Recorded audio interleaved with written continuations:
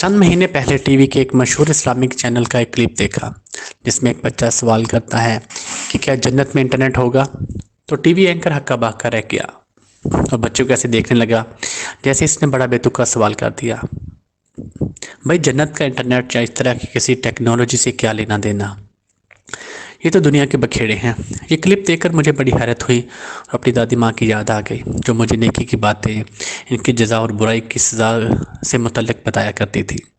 इन बातों में एक ये भी थी कि जन्नत में आप जो ख्वाहिश करोगे वो पूरी होगी, आप जो सोचोगे वो आपके सामने आ जाएगा।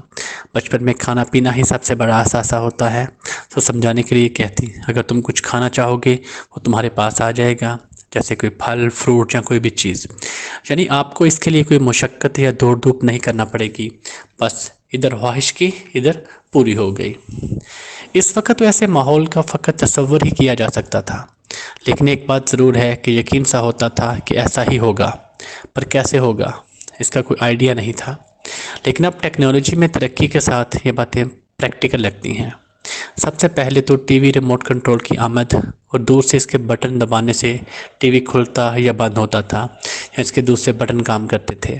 फिर कई और चीज़ों में इसका अमल दखल आ गया, जैसे खिलौने गाड़ियाँ, फिर खिलौने जहाज़ और चंद साल से बड़े बड़े ड्रोन रिमोट कंट्रोल टेक्नोलॉजी से चलाए जाने लगे। इस तरह मोबाइल फ़ोन की आमद के बाद तो जैसे इनकलाब आ गया, बस नंबर मिलाएं और 7 समंदर पार बैठे लोगों से बगैर तार के बात कर लें। फिर स्मार्टफोन ने तो जैसे दुनिया ही बदल कर रख दी। साथ ही आवाज़, वॉइस कमांड और हरकत मोशन सेंसर से चीज़ों को चलाने वाली टेक्नोलॉजी आ गई, जिसने रिमोट कंट्रोल को जैसे छुट्टी दे दी। अब इधर आपने ज़बान से हुक्म निकालना, वहाँ हुक्म की तामीर होने लगी।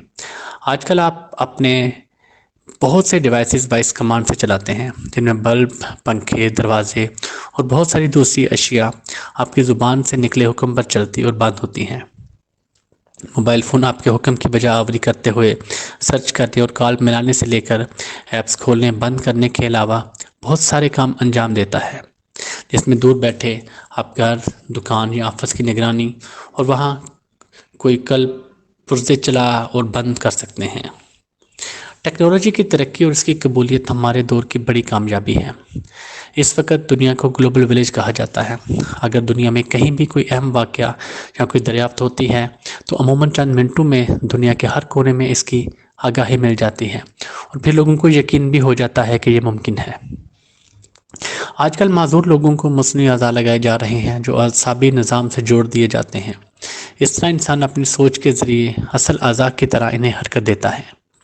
इस टेक्नोलॉजी को न्यूरलिंक कहा जाता है और इसके आम होने के बाद शायद हर इंसान अपनी सोच की मदद से वही कुछ आम जिंदगी में कर सकेगा जो वो आजकल वॉइस कमांड से कर रहा है, जैसे बल्ब, पंखा, टीवी वगैरह खोलने और बंद करने या कोई भी काम करने के लिए आप फ़कत सोचेंगे और वो हो जाएगा। ये तो इंसानी सोच और खोज है जो इतनी शानदार टेक्नोलॉजी बनाकर इंसानी ज़िंदगी को सहल बना रही है। लेकिन अल्लाह जिसने इस कायनात और इंसान को तहलीक किया, इसकी टेक्नोलॉजी यकीनन बहुत ही एडवांस होगी, बल्कि अगर कहा जाए कि वो टेक्नोलॉजी की इंतहा होगी जिसके ज़रिए जन्नत में इंसान जो ख्वाहिश करेगा वो फ़ौरन पूरी हो जाएगी। ऐसी टेक्नोलॉजी की मिसालें 1400 साल पहले हमारे सामने हैं, लेकिन हम अपने ज़हन व ख्याल की पस्ती की वजह से इनकी बुलंदी और रूह तक नहीं पहुँच सके। चंद एक दर्ज़ैल हैं। वाक़या मेराज वाक़या मेराज बजाय खुद टेक्नोलॉजी का शाहकार है, जिसमें हज़रत मोहम्मद सल्लल्लाहु अलैहि वसल्लम को टाइम और स्पेस की हदूद से निकलकर कायनात की इंतहा तक का सफ़र रात के चंद लम्हों में कराया गया। आजकल ऐसी ही एक टेक्नोलॉजी पर साइंसदान काम कर रहे हैं जिसे वर्म होल कहा जा रहा है। इसका थीम यही है कि अगर इंसान इसमें कामयाब हो गया तो दुनिया के चंद घंटों के अंदर किसी गैलेक्सी की सैर मुमकिन हो जाएगी, लेकिन इसे अमल में लाने में शायद अभी कई सदियां या हज़ारों साल लग जाए। फिल्म इंटरस्टेलर में वर्म होल दिखाया गया है। इस फिल्म में किरदार हला में 2 साल के करीब वक़्त गुजारता है और जवान रहता है, जबकि ज़मीन पर इस दौरान 80 साल गुजर जाते हैं। दूसरा नंबर, मेराज से वापसी पर मक्का मुकरमा में हज़रत मोहम्मद सल्लल्लाहु अलैहि वसल्लम से जब बैतुल मुक़द्दस की तफासिल पूछी गई तो मस्जिद अल क़द्स आपके सामने लाकर रख दिया गया और आपने देख देख कर इसकी सारी तफासिल बयान की। आप सल्लल्लाहु अलैहि वसल्लम ने फरमाया, फिर मस्जिद को लाया गया, मैं देख रहा था حتیٰ کہ اکال یا عقیل کے دروازے کے پاس رکھ دی گئی۔ میں اس کا وصف بیان کرنے لگا اور میں اس کی طرف دیکھ رہا تھا۔ یہ حدیث میں بیان کیا گیا ہے۔ شاید یہ بیت المقدس کا کوئی high tech multi dimensional hologram تھا جو آپ صلی اللہ علیہ وآلہ وسلم کے سامنے رکھ دیا گیا، جسے دیکھ دیکھ کر آپ نے بیت المقدس کی تفاصیل بتائی ہوں گی۔ ہولوگرام کسی چیز کا ورچوئل 3D ماڈل ہے جسے آپ کسی اسکرین کے مقابلے سامنے کے بجائے چاروں طرف سے دیکھ سکتے ہیں۔ ہولوگرام پر کامیابی سے تجربات جاری ہیں۔ ہولوگرام آپ کو اسٹار وار مووی میں دیکھ کر اندازہ لگا سکتے ہیں یہ کیا ہوتا ہے۔ تیسرا نمبر، واقعہ معراج ہی کے دوران آسمان کی بلندیوں سے حضرت محمد صلی اللہ علیہ وآلہ وسلم کو 4 نہریں نظر آئیں، جن میں سے 2 کے متعلق انہیں بتایا گیا کہ یہ دریائے نیل و فرات ہیں۔ یہ صحیح بخاری کی حدیث 3887 میں ہے۔ انٹرنیشنل ہائی اسٹیشن سے نظر آنے والے زمینی اجسام میں دریائے نیل اور فرات بھی شامل ہیں، جبکہ یہی بات حضرت محمد صلی اللہ علیہ وآلہ وسلم نے 1400 سال پہلے بتا گئے تھے۔ کیا اس وقت کچھ تصور کر سکتا تھا کہ صدیوں بعد حالات سے کبھی انہی چیزوں کو اسی طرح دیکھا جائے گا؟ کہ آپ بھی واقعہ معراج اور اس کے ٹیکنالوجی کے کمال ہونے میں کوئی شک رہ جاتا ہے؟ 4 نمبر، قیامت کے دن جہاں اگلے پچھلے اربوں خربوں انسان ایک ہی میدان میں جمع ہوں گے، وہاں کے لیے کہا گیا ہے کہ جہنم کو گناہ گاروں کے سامنے لایا جائے گا، اور وہ دن ہوگا جب ہم جہنم کو کافروں کے سامنے لائیں گے۔ القرآن سورۃ الکہف۔ یہ کیسے ممکن ہوگا جبکہ حدیث کے مطابق اس کی تپش 500 سال دور سے محسوس کی جا سکے گی، یعنی کہ جہنم شاید سورج سے کہیں زیادہ گرم اور بڑی ہوگی، جب بھی اس کی تپش اتنا دور سے محسوس کی جا سکے گی۔ شاید قیامت کے دن بھی کوئی ملٹی ڈائمینشنل ہولوگرام ہوگا یا ملین گیگا بائٹ سپیڈ کے ساتھ کوئی بہت بڑی سکرین، جس پر جہنمیوں کو جہنم میں جانے سے پہلے میدان حشر میں ہی جہنم دکھا دی جائے گی۔ میدان حشر میں جنتی بھی ہوں گے اور اسی طرح جنت ان کے سامنے لائی جائے گی اور جنت متقین کے قریب لے آئی جائے گی، کچھ بھی دور نہ ہوگی۔ سورۃ کاف۔ یا شاید اگلے جہان میں ٹائم اور سپیس کے ڈائمینشن ہماری دنیا سے مختلف ہوں گے۔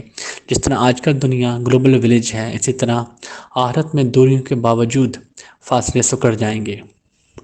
اس کا صحیح تصور کرنا تو شاید ممکن نہ ہو، لیکن جادوئی فلموں سے جیسے کہ ہیری پوٹر وغیرہ کو دیکھنے سے ایسی باتوں کا تصور کیا جا سکتا ہے جس میں اداکار ایک پردے کے اس پار جاتے ہیں تو دوسری دنیا میں پہنچ جاتے ہیں۔ 5، روزہ محشر نامہ اعمال ہاتھ میں تھما دیا جائے گا، جس میں زندگی بھر کی گئی ذرا برابر نیکی اور ذرا برابر برائی درج ہوگی۔ سورۃ الزلزلہ۔ دنیا میں لوگوں کی بائیوگرافی کی کتب، جن میں لوگوں کی زندگی کے فقط خاص احوال درج ہوتے ہیں، کئی 100 صفحات پر مشتمل ہوتی ہیں، جبکہ نامہ اعمال میں انسان کی زندگی کے لمحے لمحے کی داستان ہوگی۔ تو آپ اندازہ کیجئے کہ کتنی ذہین کتاب ہوگی۔ کیا یہ کوئی کاغذ والی کتاب ہوگی؟ نہیں، بلکہ شاید یہ کوئی موبائل یا آئی پیڈ ٹائپ کی بہت ہی ایڈوانس ڈیوائس ہوگی جو کسی بھی انسان کی پوری زندگی کی ہولوگرافک پریزنٹیشن پر مشتمل ہوگی، اور انسان ذہن سے کنٹرول کرنے والی ہوگی، جس سے انسان اپنی زندگی کے کسی لمحے کے فعل کو اس میں موجود اور زندہ پائے گا اور اپنی سوچ کے ساتھ آسانی کے ساتھ اس کی ورکردانی کر سکے گا۔ 6، جب جنت اور جہنم آباد ہو جائیں گی تب ان کے بعد سے ایک دوسرے سے مکالمہ بھی کریں گے۔ سورۃ اعراف۔ حدیث میں ہے کہ جنت کے 100 درجے ہیں اور ہر درجے کے درمیان اتنا ہی فاصلہ ہے جتنا آسمان اور زمین کے درمیان۔ جامع ترمذی۔ اور بہت سی جنتیں ہیں۔ صحیح بخاری۔ اس سے لگتا ہے کہ جنت شاید سینکڑوں سیاروں پر مشتمل ہوگی اور ایک پوری کائنات ہوگی۔